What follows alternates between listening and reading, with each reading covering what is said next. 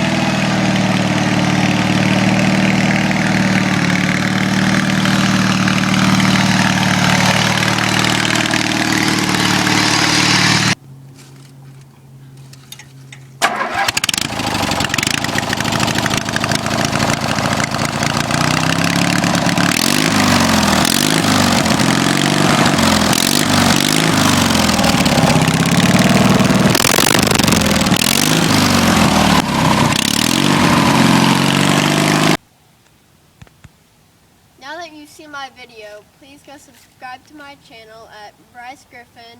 It's in the link below. Please go like and share the video. That's all for next time. See you later.